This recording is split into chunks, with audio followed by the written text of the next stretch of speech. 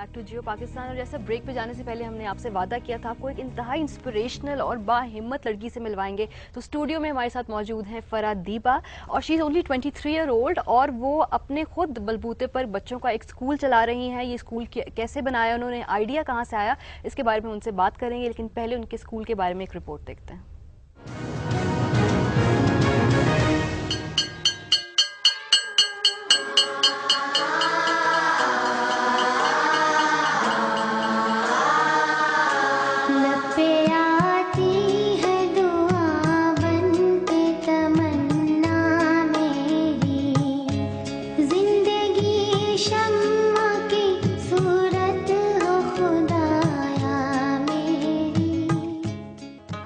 तालीम एक जरिया इंसान में शऊर और आगाही की शमे रोशन करने का।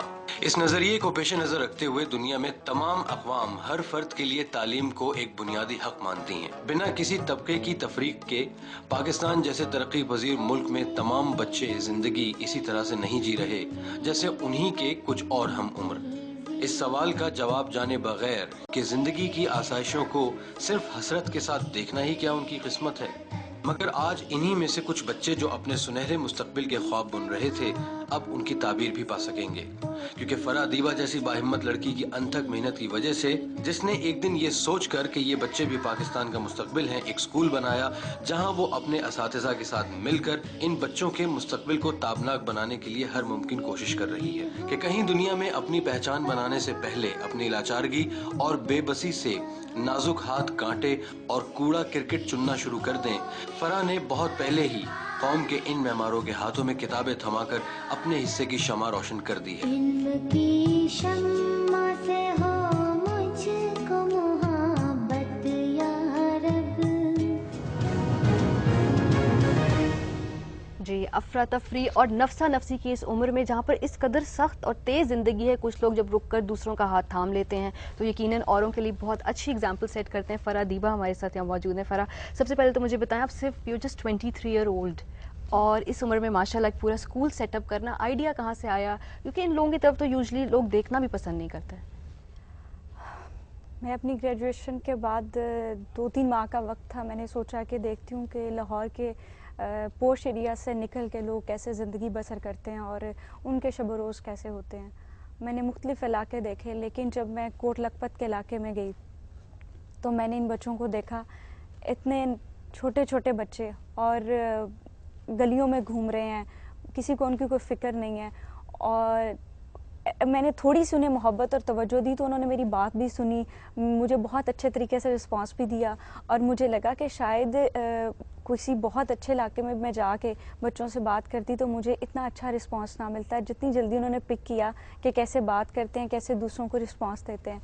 तो उस एक मोमेंट पे मुझे लगा कि मुझे इनके लिए कुछ करना चाहिए। अच्छा, यहाँ पे ज़्यादातर जो बच्चे हैं, हम बताते चले, वो लोग हैं जिनके वालिदैन जो है वो मजदूर पेशा हैं या कोई मांगते हैं, इस किस्म के तबके से घरों में काम करती हैं या फैक्ट्रीज़ में काम करती हैं, क्योंकि उनके घर के पास ही हमारा कोट लखपत का इंडस्ट्रियल एरिया, तो वहाँ पे वो जॉब करती हैं।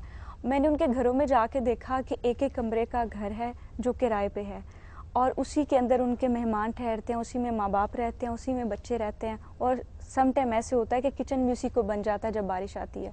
तो एक दिन मैं शुरू के दिनों में वहाँ गई तो मैंने देखा कि जब बारिश होती है तो बहुत सारे लोग खुश होते हैं, लॉन्ग ड्राइव पे जाते हैं, खाने खाते हैं, एंजॉय करते हैं और उनके लिए बहुत बड़ी बात है। मगर इन लोगों के लिए तो वो भी जहमत बन जाती है। मैं घर में गई तो 3 बच्चे हाथों में बर्तन पकड़े और 3 मुख्तलिफ जगहों पे खड़े थे। तो मैंने पूछा कि ऐसे क्यों? तो उन्होंने कहा छत से पानी गिरता है, तो जब बारिश होती है तो हम नीचे बर्तन रख के बैठते हैं कि उसको रूम को बचाया जा सके। तो मुझे बहुत महसूस हुआ, मैंने कहा इनके लिए भी तो कुछ करना चाहिए। तो मेरी स्कूल के बारे में बताओ, क्या क्या तालीम दी जाती, कहाँ तक है, कितने और फीस कितने लेते हो आप?